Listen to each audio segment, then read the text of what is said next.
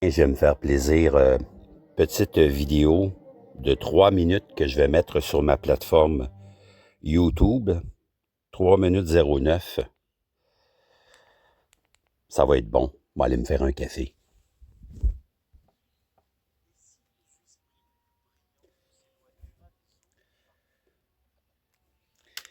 J'avais oublié d'enlever mes écouteurs.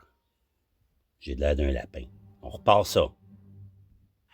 Et si les esprits les plus brillants ne s'éloignaient pas des autres par mépris, mais parce qu'ils découvrent peu à peu une vérité sur la nature humaine? Avez-vous déjà remarqué qu'avec le temps vous répondez moins aux messages, que vous évitez les conversations superficielles ou que vous ressentez le besoin de protéger votre tranquillité? Ce changement n'est pas forcément un signe de froideur. Il peut simplement révéler une profonde évolution intérieure. Au début, nous faisons facilement confiance. Nous cherchons à être acceptés et nous accordons peu d'attention aux détails. Mais avec l'expérience, notre regard change. Nous remarquons les sourires forcés, les compliments qui cachent de la jalousie ou les personnes qui ne reviennent vers nous que lorsqu'elles ont besoin de quelque chose. Peu à peu, nous apprenons à reconnaître les schémas. Nous comprenons que certains comportements se répètent et qu'ils en disent souvent plus sur les autres que sur nous. En s'inspirant Coucou. Je vais prendre ma première gorgée. Santé, bon matin. des idées de Carl Jung, on comprend que chacun agit aussi à travers ses blessures, ses peurs et ses insécurités. Une critique peut cacher de la frustration, un besoin d'attention peut masquer une peur de la solitude. Comprendre cela ne signifie pas tout accepter. Je vais l'arrêter encore.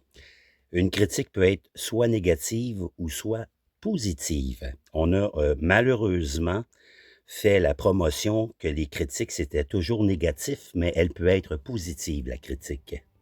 On repart ça. Mais arrêtez de prendre chaque parole comme une attaque personnelle. À mesure que cette lucidité grandit, nos relations changent. Nous devenons plus sélectifs. Non pas parce que nous nous croyons supérieurs, mais parce que nous comprenons que notre énergie est limitée.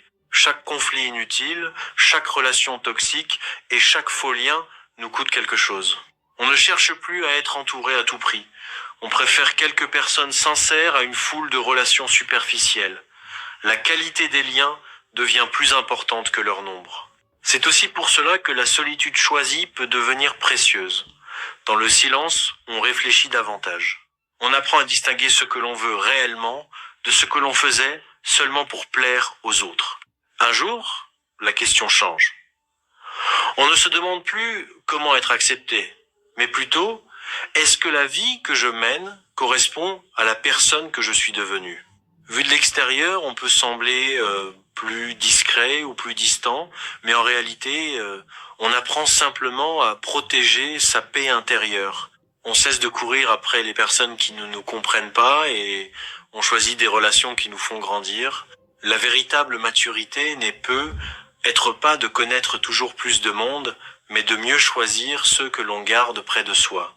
Au fond, les esprits les plus lucides ne deviennent pas solitaires, parce qu'ils pensent être meilleurs. Ils deviennent plus conscients de ce qui les nourrit et de ce qui les épuise. Ils comprennent qu'il vaut parfois mieux marcher seul quelque temps que de rester entouré de personnes qui les éloignent d'eux-mêmes.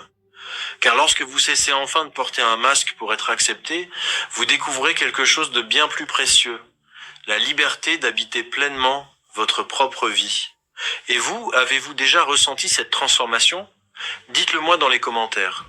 Et si cette vidéo vous a parlé, abonnez-vous pour découvrir d'autres réflexions sur la psychologie et la nature humaine. Non seulement il m'a parlé, mais j'ai bien compris, très bien compris. Je vais la réécouter parce que j'étais en train de préparer mon café. Alors, bon café, je vais arrêter ça dès que je peux retrouver mon application. Un petit décompte. 3, 2, 1. Bonne journée à toutes et à tous. Salut.